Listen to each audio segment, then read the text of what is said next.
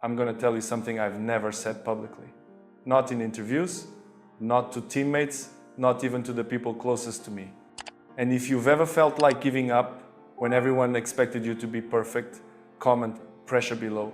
I need to say this, not for sympathy, not for drama, but because if someone like me, with all the resources, all the fame, all the so-called advantages, almost lost everything before I even started, then you need to hear what I learned. Let me tell you exactly what happened to me, and then let me tell you what no one else will. It started when I was 15 years old, playing for Sporting CP's academy. Everyone said I had talent. Everyone said I had potential. Everyone said I was going to make it. But something was wrong. My heart, not metaphorically, actually physically wrong. It would race when I was sitting still, beat irregularly when I was resting, pound so hard I could hear it in my ears when I was just lying in bed. At first, I ignored. Everyone feels different sometimes. Everyone has days when their body doesn't feel quite right. I assumed it was nerves or training fatigue or just one of those things young athletes go through. But it didn't go away, it got worse, slowly, gradually. Not sudden enough to make me panic, but persistent enough that I couldn't pretend it wasn't happening anymore. The racing heart became constant.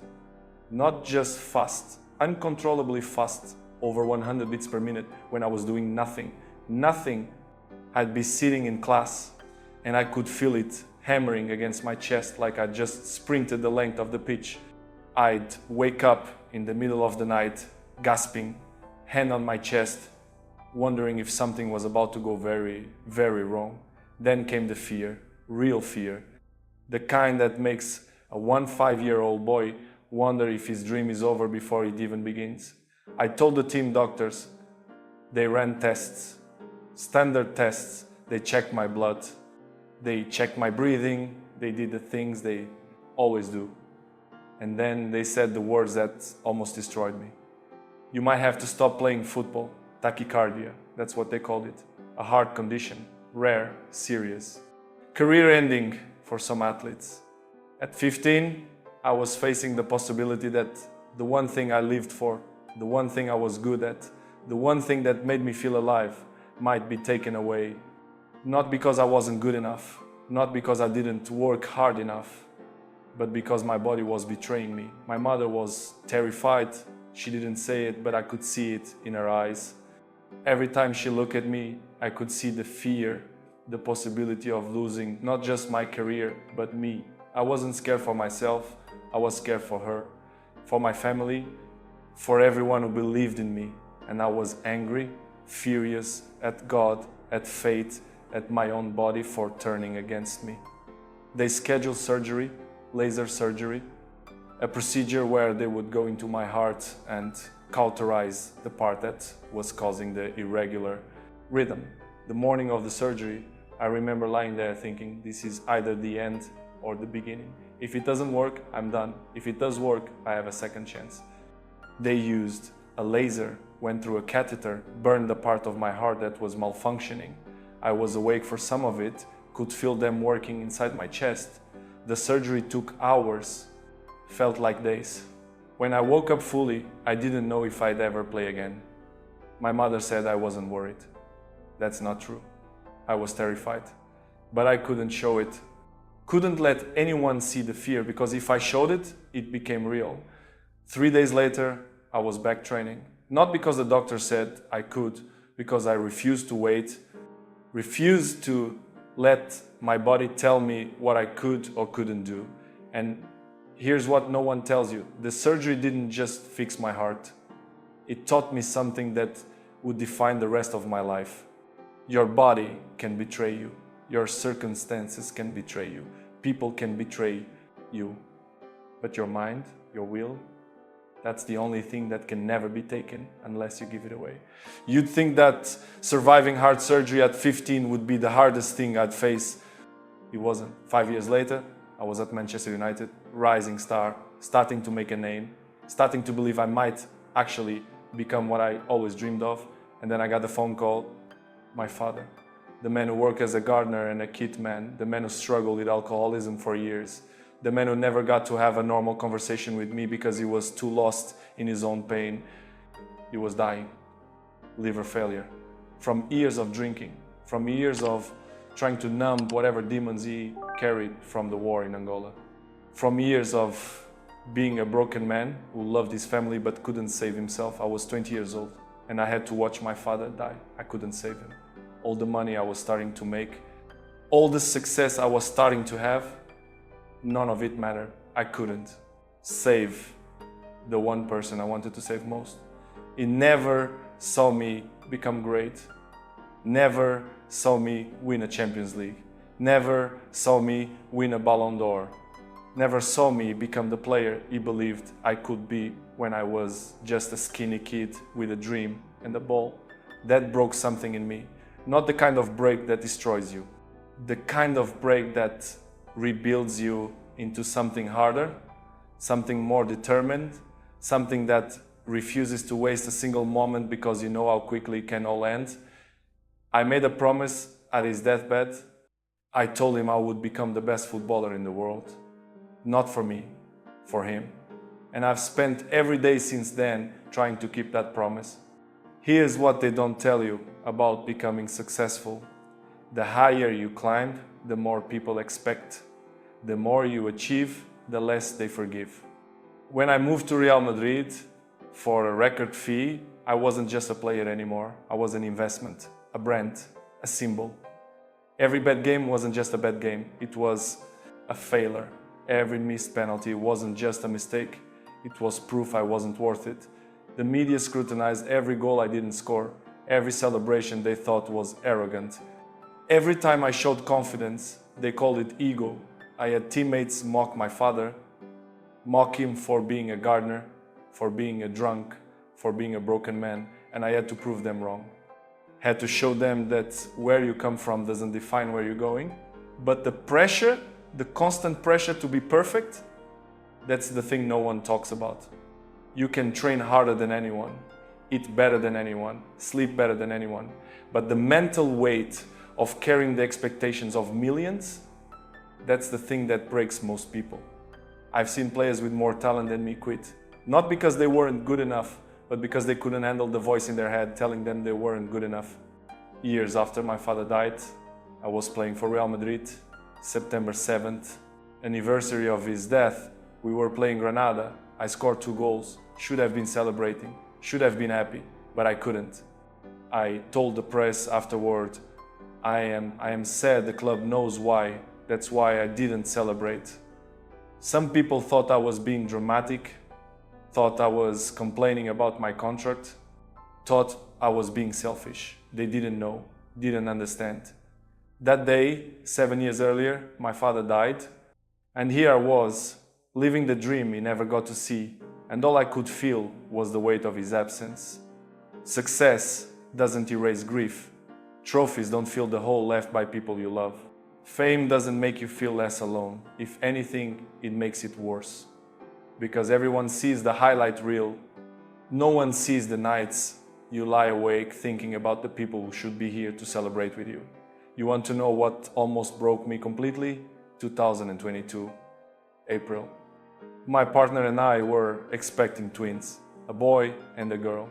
We were happy, excited, ready, and then our son died.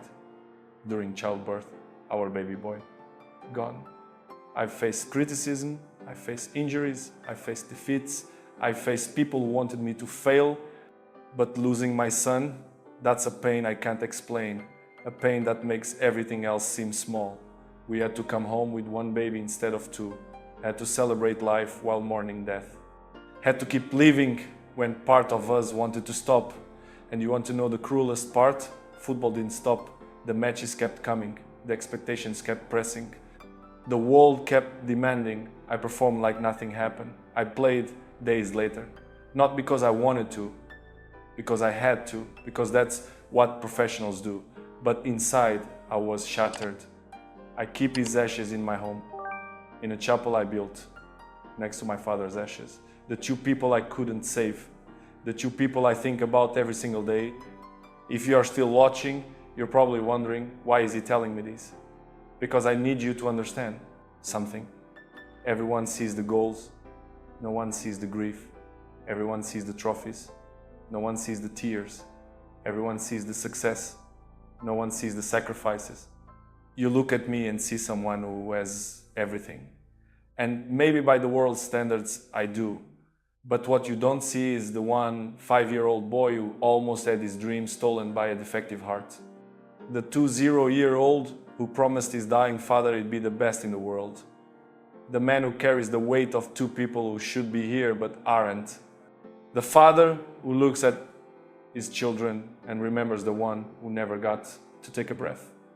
I'm telling you this because the next generation needs to know success is not what it looks like from the outside.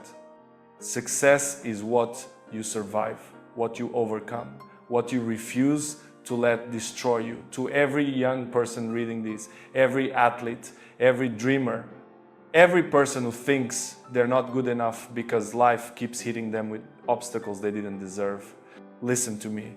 You will face things that are not your fault. I didn't choose to have a heart condition. I didn't choose to lose my father young. I didn't choose to lose my son, but I chose what I did with those moments. You will be doubted.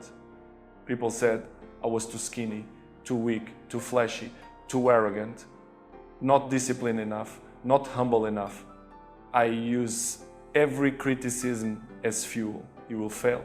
I've missed penalties in World Cup finals, lost championships, made mistakes that cost my team, but I never let failure become my identity.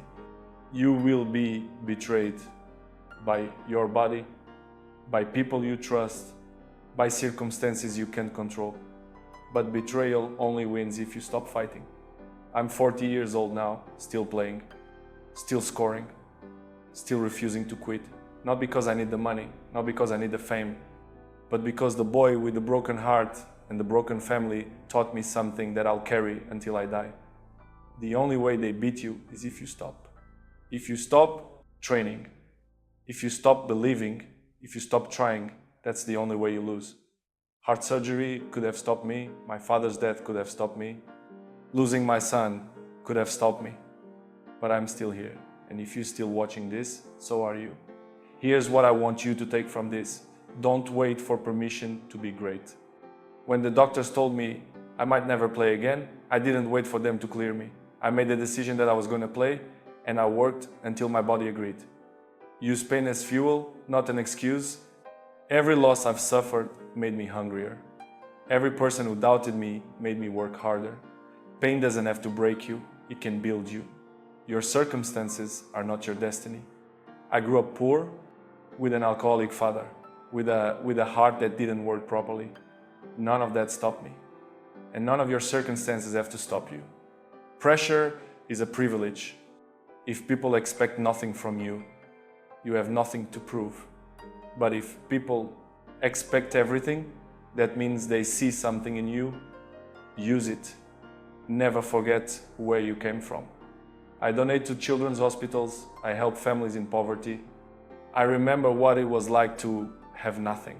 Success without purpose is just noise. I don't know what you're facing right now. Maybe you're struggling with your health. Maybe you've lost someone you love. Maybe people are telling you that you're not good enough. But here's my challenge. Don't give up. Not today, not this week, not this year.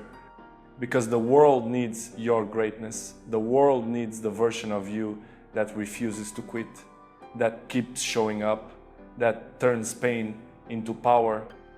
I've scored over 950 goals in my career, but the most important goal I ever scored, it was deciding at 15 years old in a hospital bed that a broken heart wasn't going to define my life. And whatever's broken in you right now, it doesn't get to define yours either. To the next generation, I won't be here forever, but my message will be: work harder than everyone else, believe in yourself when no one else does, turn every obstacle into a stepping stone, and never ever let the world convince you that you're not capable of greatness. Because if a poor kid from Madeira with a broken heart and a broken family can become one of the greatest footballers in history, then you can become whatever you decide to be. The only person who can stop you is you. So don't. If this message resonated with you, share it with someone who needs to hear it. Comment what you're working toward right now. And subscribe, because I'll keep telling you the truths no one else will. Remember, your pain has a purpose, your struggle has meaning, and your story isn't over.